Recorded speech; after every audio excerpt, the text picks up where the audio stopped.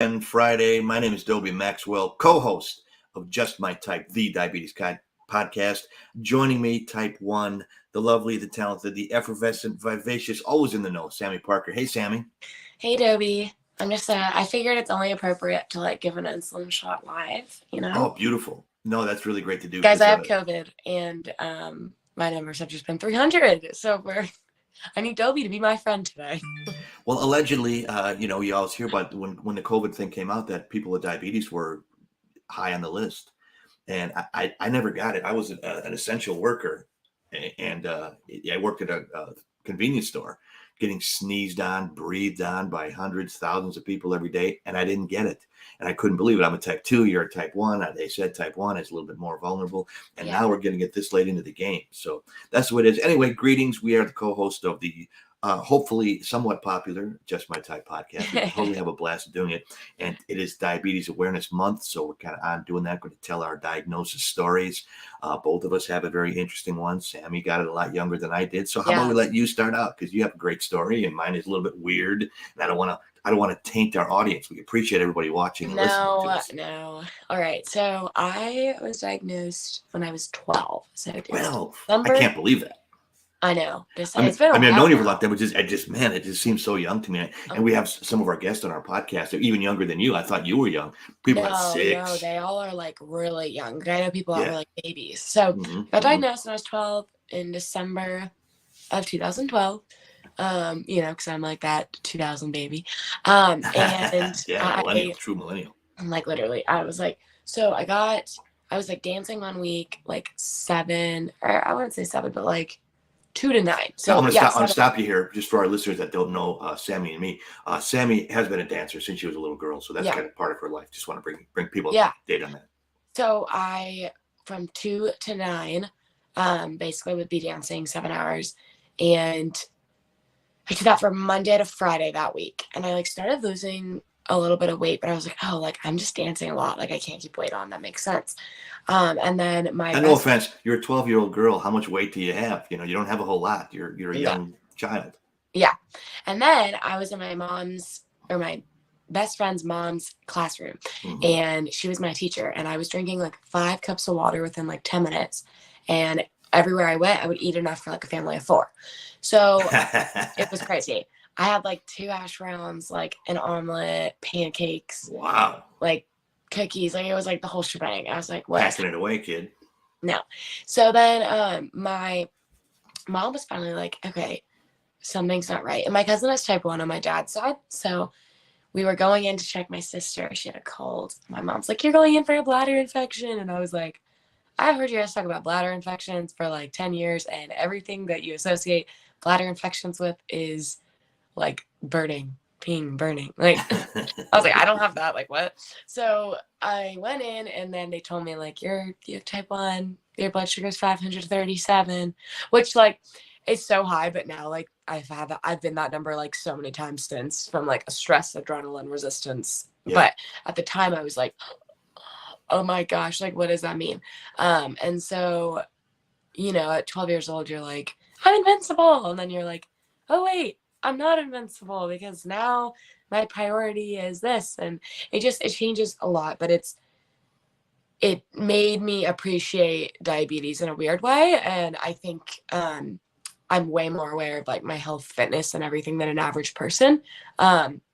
So yeah, it was a lot. And, being that young, I felt bad for my parents. They'd wake up 3 times in the middle. Well, my mom woke up 3-4 times in the middle of the night, finger pricking me, checking me, because I wasn't on the CGM, because only the first CGM was out then, and it wasn't very accurate. So I just didn't see a point in wearing it. So I was just finger pricking 12-15 times a day, and giving insulin shots. Yeah. Wow. Scary for anybody, much less a kid. Yeah. Dobie, yours is more entertaining than mine. So well, I don't know if it's entertaining. I was in my 40s later 40s when I got diagnosed. Now, for those just watching, you don't know who Sami and I are, just trying to give you a little background. Sami was a dancer. She lives in California. I am a professional comedian, and I am based in the Chicago area now, and I was when I got diagnosed as well. And if you're self-employed, if you know anything about that, we have no insurance. And one of my testicles, and that's what happened. It grew to the size like 4 times the other one. And if both of them, I know it's funny, but it's funny when it's not you. See, people say you're a comedian, you're just making that up. I couldn't make that up, Sammy. I couldn't. I don't think people believe me. Like when I tell them, I think they're like, "What? What is it? What are you, nuts? And are you a goofball?" Yes, I'm all those things, but I just have to tell you because that's what happened. And it was really scary, number one, because I didn't have insurance. I didn't know who to talk to, and I didn't have a doctor. So I went to the hospital on Father's Day, of all things. And most comedians don't have a good relationship with their father, and I never did. And we weren't talking. It's just a bad day anyway. So I went into the emergency room, and it was a gorgeous, I mean, absolutely movie star, gorgeous, like you, Sammy, a movie star, gorgeous young lady. You're very welcome. And she said, "Can I help you, sir?" And what am I going to do? I don't want to say it. Like, one of my testicles. Excuse me. And then she gets on the loudspeaker, testicles, aisle 6. With a bunch of doctors come in and they take me into a room and they started doing blood stuff. And they said, "You're not going anywhere. You have diabetes." It's like, excuse me? Yeah, your blood sugar is more than 500. It's like, is that good? Now, you were 12 years old. You had an excuse of not knowing what that is. I'm a grown man in my 40s, and they told me I don't have any idea what that was before. They said, "Oh, well, did anyone else in your family have diabetes?" I said, "No, they all got cancer, and they deserved it." Trying to be a little bit funny. They're like, "Oh, that's not funny." So I said, "Well, okay, I'm sorry. That joke didn't work." So I was in the hospital for 9 days, and I had gangrene on my testicles. And I know that's disgusting, but that's what happened. And they told me, they said diabetes manifests itself in various ways. And the doctor said, I gotta be honest with you. I've been a doctor a long time. I've never seen it quite this way. And if you would have waited a couple more days, you could have lost your plumbing. And I'm thinking, boy, that's pretty frightening. So I was in the hospital for 9 days, no insurance. It was frightening. They did an operation. I'm okay now, but I educated myself into what diabetes was, type 2. And through diet and exercise, I totally reversed it within 3 months. I was on Lantus insulin shots several times a day. I got rid of that. And I thought the doctor was going to be mad at me. And he said, "No, that's great that you can do it. Not a lot of people do." But he goes, "The trick is to keep yourself in that mindset." And of course I didn't. I went right back to my lifestyle. It took months to do that, but months became a few years. And then I got the offer to co-host Just My Type with Sami. And I said, boy, you know what? I've been neglecting my diabetes, so I'm back at it. And Sammy's been great. Not only am I learning about type 1, but she's educating me about diet and exercise. And we had great guests on. And we started in April. And I started walking in March. My birthday's in March. So up to April, I got to 10,000 steps. So since April 11th, I have walked at least 10,000 steps every day, none missing. I think we're day 212 right now. Yesterday, I walked 15,000 steps. It has changed my life around. And I have you, a big part of that, to thank you for, Sami, because you are in the physical fitness lifestyle. When we came out, it's really, really refreshing because Sami and I were doing this podcast and having a blast, but we never met in person. So we did a big ADA event out in Los Angeles, which was totally fun. And we got a chance to meet for the first time. We got to meet, listeners and people that came out. And the first thing Sami said was, "Hey, you want to go for a walk?" I'm thinking, "Oh, all right. I liked you before. I really like you now." And we just, the walk went so fast because we got to know each other.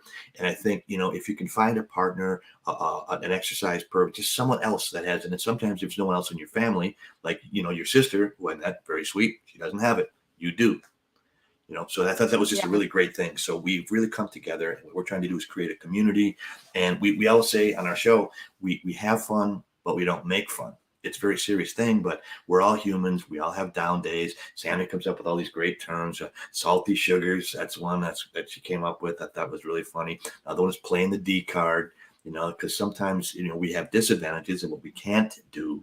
But what we can do is say, hey, I have diabetes, and use it to our advantage. So that's the kind of stuff we talk about on our podcast. I'm going to give you a shameless plug. Listen to some episodes, and I think, a lot of people have really dug it, and we appreciate everybody that listens to us. Yeah, I think something that's cool too is like to see how much diabetes management has changed, because I know for me, like obviously for type 1s, like it's awesome hearing that you got off of insulin, but obviously a type 1 doesn't have that access. You don't have that option. I'm sorry. No. So it's cool because for us, like seeing the technology change, like even the CGMs now, like Dexcom now, the Freestyle Libre 3, like all the insulin pumps, the Omnipod 5, it's just kind of crazy on how much progress that we've made in the diabetes community. And even like, I know the people who have had it, you know, for way longer, like Heather Lackey, remember, who came on the podcast Yes. from Medtronic. She was saying how when she got it, you know, like she's had it for 35 years. So I can't even imagine like the difference and changes. It's like people, it's like, no offense, but to all you adults that didn't have phones, and now you're like, oh my God.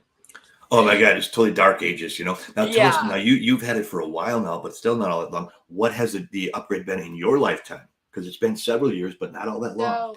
So I had a one pump in 7th grade, and Mhm. it was like the OG pump that you just entered in your carbs, and then you had like a set number of insulin going in, which it's an OG and old fashioned, but it really is the exact same as doing like multiple daily injections, because when you do one 24-hour injection, like you can't alter that amount at all during the day. You give it once and that's the amount. So it is basically the same thing. However, for insulin pumps now that like it's the continuous loop, like the auto loop, and the Omnipod, which is like the first tubeless one. There's just so many different things that came out that's really cool, because like I would definitely be interested in trying the auto loop, like the Omnipod auto loop, but it does make a difference to even just like for me with multiple daily injections having the CGM. Like I was on it before, but finger pricking and doing injections and a 24-hour insulin, like that just feels like a lot. It's a little much. Yeah, like it was like a lot. I'd be like, oh my God. Okay. For anybody at any age. That's just, And then that's not fair. I started doing the thing where like you just don't finger prick sometimes, and you're like, well, I think I came right now. So I think I'll just like keep giving it. You guess it. Yeah, let's guess.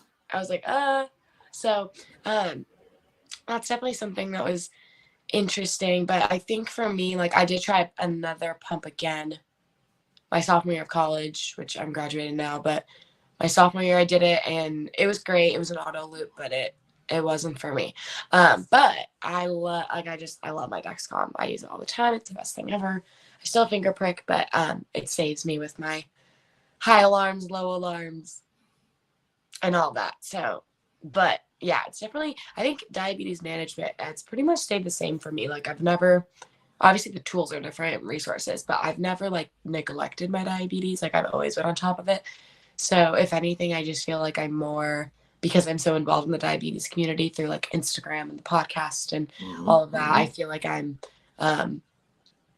more so on top of stuff and like willing to like push through or like give more insulin. Like before I was like afraid to give more insulin because I'd be like, oh no, like doesn't insulin cause this, cause that?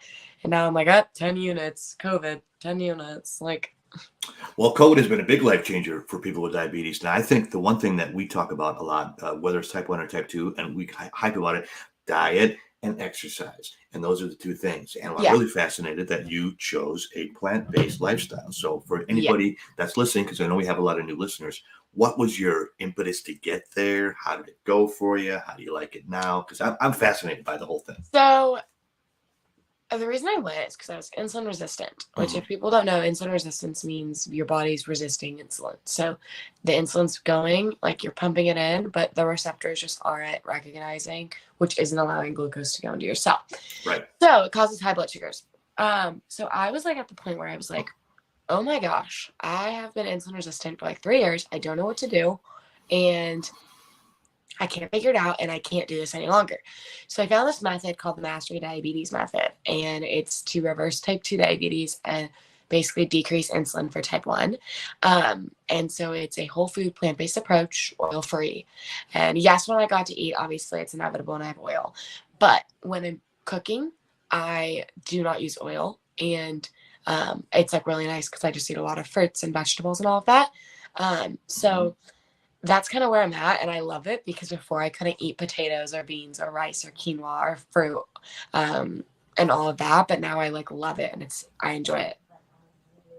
Cool. And I think, you know, it scares a lot of people. I joke about it that I was a little bit afraid about it, but when you read into it and, you know, again, whatever you believe about nature or God, I don't want to influence anybody's beliefs, but there's stuff on the planet that's been here for thousands of years that people have used Yeah. to heal themselves and live healthy lives. Yeah. And I think that was there. People say, oh, this new thing. No, it's been there for thousands of years. We just haven't focused on that for a while.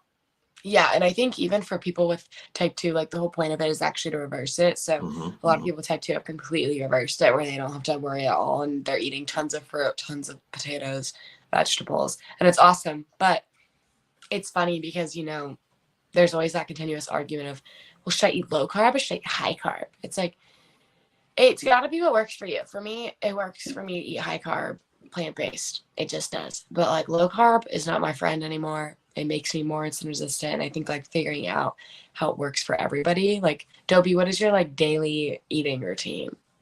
Well, you know, it's funny because since the show has started, our podcast, I have gone into intermittent fasting, and I've been reading about it. Don't claim to be a doctor, don't claim to know, but I'm just testing for what's right for my body. So I've never been a breakfast person. I'm a comedian. I work at night. You know, I have to work for an hour at night. So I'm usually up late, you know, for all those years. So breakfast was never a big part of my life anyway. So I usually eat my 2 meals a day, one about 12 or 1 noon. And since we had some of our guests on, I'd been eating more fiber, you know, not necessarily protein, and then a dinner at about maybe 7 or 8. So 2 meals a day. That's what I'm doing. Trying to eat a lot more vegetables, a lot more fruits, a lot more less meat, but I haven't cut it out. But you know what I'm saying? It's less than I usually have. I mean, you know, I do like red meat, but I'm limiting myself to 1 steak a month. And you know what? If I know it's coming and I plan for it and I can enjoy it, I don't feel guilty about it. Yeah. But I don't eat like I did before. And I think we talked about it. I dropped probably 27 pounds since I started So in crazy. 6 months, you know, and I stopped. And again, you live in California. Is it soda or pop where you are? It's soda where I am. Some places say pop. Soft drinks. I stopped doing that 2 years ago, even before you and I started our podcast.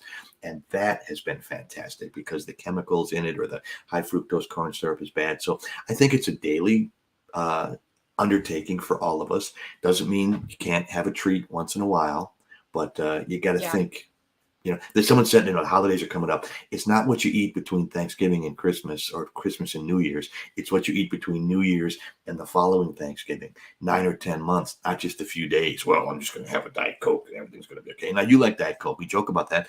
It's not going to kill you if you have a couple. I haven't had it in 3 months. Do you feel better? I think so. Yeah. I mean, no offense. I love the bubbles. I'm not going to say I don't like it. I'm not trying to, but it's one of those things. And as people with diabetes, I think, you know, you got to have some kind of treat sometime because then you're just going to. I think that's the thing. It's so hard because like even right now, like so my blood sugars are, like I said, I'm on my phone. I'm like, where's my phone? I can check. They're like 300 for sure. Man.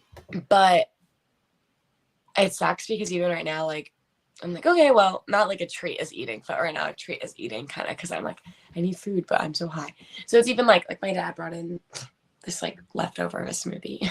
But I'm like, even that right now, I'm like paranoid. I'm like, oh my God, am I going to get like 350? Please no. And I've taken so much insulin, but it's hard because for like obviously I get it for you, Dobie, it's a little different. But for me, like, yeah, if I'm really high, it's like, well, I can't really I have to eat according to my blood sugar sometimes. And I know people don't, but that is often how type 1s feel really crappy because if you're like, well, who cares? I'm 400, but I'm really hungry and I'm going to eat this cereal. Like, oh, well then call the hospital. Let yourself in. Yeah. And that's the thing too. I think it's really hard when you're by yourself and you have to plan your diet out. Now, I met your parents, Sami. I love them both. I love your sister. I feel like I'm the long lost cousin that you guys never met. And your parents happen to own some fantastic restaurants. Now, you were used to eating a certain way. Did they adjust when you got diagnosed? You know what I'm saying? I mean, you go to the restaurant, you have this, but now you know what I'm saying. That's a very fine line there, a very gray area. I wouldn't say it was a drastic change at all. I would say I already ate really healthy. The most unhealthy thing I ate was I don't know, sometimes a little thing of mac and cheese maybe, but I never I just didn't eat unhealthy or a bread roll maybe, but I wasn't we just didn't eat unhealthy in my house really. So it wasn't that big of a change. I think it's awesome for people that do that, Dobie, how you changed. It's amazing because that is making total strides for you and your blood sugars and your health. But I do think yeah, like there is easy swaps just in general for people. Like I always tell people, I'm like, okay, instead of eating rice, like rice is great, and I love rice and I always eat rice. Mm-hmm. But instead of rice sometimes, maybe just sometimes swap for cauliflower rice. Or like even like instead of noodles, eat zucchini noodles. Instead of like, unhealthy That processed bread, eat whole wheat grain bread. that's one Like, thing I got from you is the zucchini noodles and stuff, and I tried. And you know what? I don't notice a difference. You know what I'm no, saying? I thought, oh god, these are going to be horrible, and they're not horrible. I still get the same effect and pleasure from eating them, and I think it makes you feel. To me, I feel better. It's like, okay, I had the treat, I enjoyed the meal, and I still ate well, and that's a big possibility that type ones or type twos can do. yeah. And I think it's so tricky too, because even with like there's so many little things, like even people with type 1, like I got like a uproar on my Instagram because I was saying like for Halloween, like people should like, find alternative ways to implement candy and like implement Halloween instead of focusing it just around candy. Mhm. And people were like, hey, you should still be able to eat it. Like I want my kids to still be able to eat it. I'm like, no, 1,000%. But it doesn't have to be centered around candy. Like if your kid is already 300, you're not going to let them eat candy, or I hope you don't, because you're only hurting their body. Right? Like Yes. their mental sanity might be upset with you for that day, but it's okay because you're saving them another day. Like, so it's just, there's so many different things. And um, even with like the candy thing, I'm like, even a normal person shouldn't be eating like that. Like you shouldn't be eating 5,000 pieces of candy. Sorry. Like, Well, now here's the thing too that I think we came up on our podcast. It's like you grew up in California, and stereotypes wouldn't be stereotypes if there's not some partial truth there. California is, by and large, a very healthy lifestyle. Maybe it's because of the weather, maybe it's because people that want to get into show business want to be in shape, whatever it is. But California is full of healthy people. I grew up in Wisconsin, and farms and whole milk and dairy and overweight is just a kind of gravy is a beverage. That's a joke, but it's really yeah. not. So our lifestyles.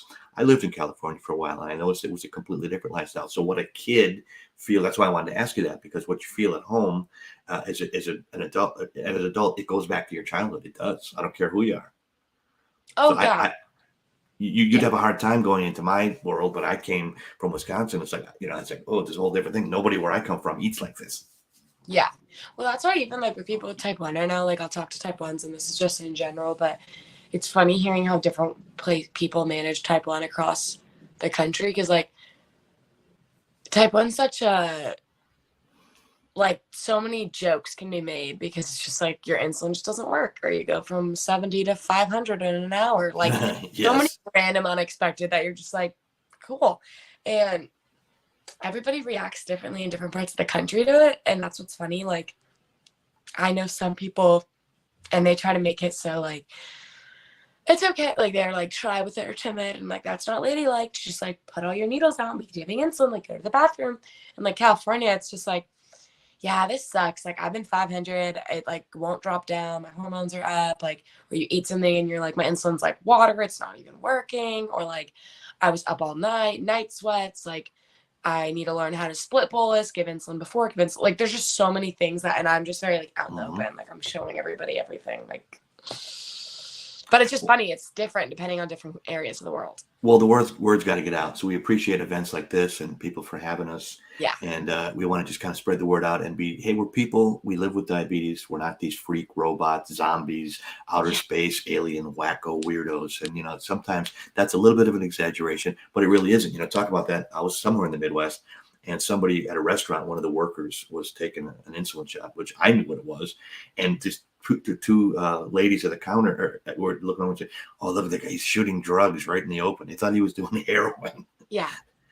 I No. tried to tell the ladies that are looking at that they just No, didn't get it. people are so, it's like ignorance, and it's sad, but ignorance is bliss. But I mean, it's Well, there's a lot of happy people then, because it is blissful. yeah, yeah, exactly. So it's just like, it's a tricky one, but it is what it is, and that's why we're here chatting, talking, and type 1s and type 2s have a lot of parallels, and I think that's obviously there's different things, but it's like great because there's so much overlap. Well, this is Diabetes Awareness Month. She is Sami Parker. My name is Dobie Maxwell. We are on Just My Type, justmytypepodcast.com. You can check out some episodes, check out our diagnosis stories. Hopefully, maybe you can share your diagnosis story with that. So get out, tell the world you are a diabetes. We always, you say diabetic, you say person with diabetes. We're fine with diabetic. We don't want to offend and insult anybody. But again, if you got it, you got it. You're not a freak. Have a good life. Yeah, you can find us on Instagram, Twitter, TikTok at Just My Type Pod _ and our Facebook at Just My Type Pod. Dobie, you can find him at Dobie J Maxwell on Instagram, and you can find me at Type 1 Sami on Instagram. But you can follow along and let us know how you like our diabetes journeys. Yeah, and I think we always have we call a question of the pod on JMT, and we like to ask our listeners that. So let's do a question of the pod for this particular excursion, because it's Be a How Friend long Friday. have you been living with type 1 or type 2 diabetes? Excellent. Find us. We want to know, and we want to be your friend, because it's Find a Friend Friday. Happy Veterans Day if you served in our armed forces. It's Diabetes Awareness Month. Feel better, Sami, and I'm going to go out and take my walk because it's beautiful here around Chicago. So thanks for watching, listening. We love you. We appreciate you. Bye. Bye-bye.